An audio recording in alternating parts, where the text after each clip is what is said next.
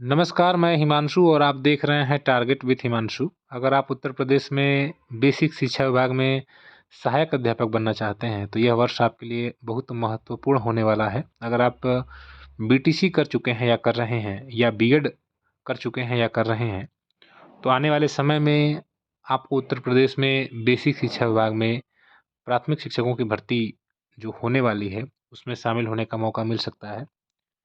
क्योंकि 2024 चुनावी वर्ष होने वाला है और धीरे-धीरे सरकार इस आंकड़े तक पहुंच रही है कि कितने स्वीकृत पद रिक्त हैं और कितने पदों को प्रमोशन के ज़रिए भरा जा सकता है और कितने पद खाली रह जाएँगे। जब खाली पदों का ब्यौरा उपलब्ध हो जाएगा, तो नई भर्ती का दबाव बनेगा और आप सभी जानते हैं इसके पहले दिसंबर 2018 में भर्ती का विज्ञापन जारी हुआ था, यानी 19, 20, 21, 22 और ये 23 लगभग 5 साल हो जाएँगे उत्तर प्रदेश में बेसिक शिक्षा विभाग में नई भर्ती को। तो यहाँ पूरी संभावना है कि अगले ये जो अभी दिसंबर जनवरी चल रहा है, इस साल के लास्ट तक नए पदों पर भर्ती आए और मौका आपको मिले। एक बात और है कि बीएड अभ्यर्थियों की जो अर्हता है, उस पर सुप्रीम कोर्ट में अभी मामला चल रहा है और उस पर फाइनल जजमेंट आना अभी बाकी है। इस मामले पर कल अभी सुनवाई होनी है और उसमें जो भी महत्वपूर्ण अपडेट होगा वो आपको डिलीवर कर दिया जाएगा। लेकिन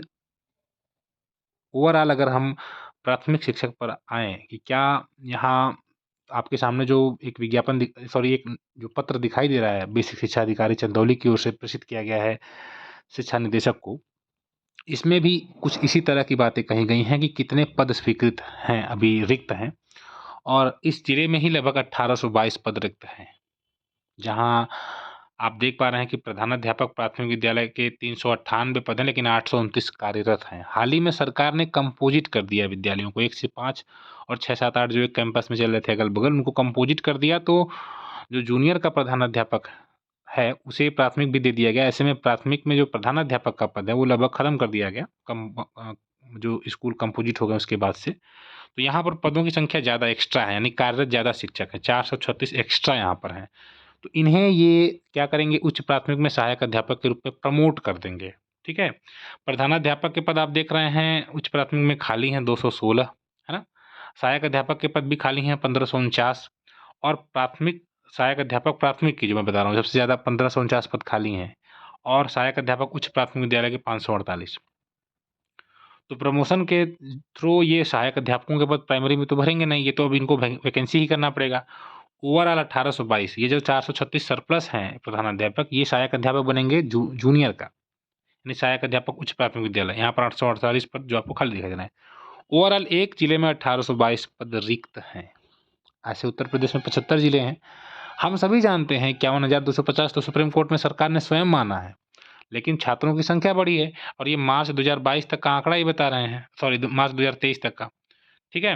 तो यहाँ रिक्त पदों का विवरण जो उपलब्ध कराया गया है, इसके बाद आप किसी एक निष्कर्ष पर पहुंचेंगे। कम से कम 80-90 हज़ार वैकेंसी अवेलेबल हैं। आप ये कितने वैकेंसीज अवेलेबल, मतलब कितने पदों पर भर्ती कराते हैं। मान लीजिए चंदौली बड़ा जिला है, 1822, यहाँ पर चंदौली में हर बार सीटें ज़्यादा रहती हैं। तो एक औसत अगर आप 1000 का ही मानेंगे, तब भी 75-76 हज़ार भर्ती हो जाती हैं, है ना। और मैं बार बार कहता हूँ कि अब की बार का सिलेक्शन प्रोसेस हो सकता है कि सरकार चेंज करे। तो अब जब भर्ती आ जाएगी तब आप तैयारी शुरू करेंगे तो आप बहुत पीछे रह जाएंगे। अभी से आपको तैयारी करना है। जो इम्पोर्टेंट स्टडी मटेरियल्स है उसको उस पर फोकस करिए आप और पढ़ाई शुरू करिए। टीईटी में 120 125 से ऊपर का सोचिए, नीचे का मत सोचिए, अगर आपको श्योर सिलेक्शन लेना है तो। अगर आप बीटीसी कर रहे हैं या बीटीसी कर चुके हैं और अगर आप दोनों परीक्षाओं में 120 लेकर आते हैं तो आपका श्योर सिलेक्शन हो जाएगा, ये समझ लीजिए। क्योंकि बीटीसी की मेरिट भी अच्छी रहती है, हाई स्कूल इंटर ग्रेजुएशन भी आपका अच्छा होगा और बीटीसी में भी अच्छे मार्क्स आएंगे। और अगर आप बीएड कर रखे हैं तो आपको और अधिक मेहनत करना पड़ेगा। बीटीसी वालों को 120 अगर दोनों में आ जाता है, या अगर शिक्षक भर्ती में 120 से कुछ कम भी आ जाए, 105 110 और एक यूपीटीटी में 120 आ जाए, तो निश्चित रूप से आपके पूरे चांसेस हैं 99%। और फिलहाल आपको ये मतलब मान कर चलना है कि आपके पास 1 साल का समय है और 1 साल का मतलब जनवरी खत्म ही हो गया, तो मान के चलिए 10 से 11 महीने का समय है, ठीक है। तैयारी करिए, मैं बार बार बताता हूँ और इस चैनल से जुड़े रहिए। जो भी इंपॉर्टेंट स्टडी मटेरियल्स होगा उस पर हम लोग बाद में बात करते रहते हैं। तो बाकी अन्य अपडेट के लिए जुड़े रहें। मिलते हैं नेक्स्ट वीडियो में। Good bye.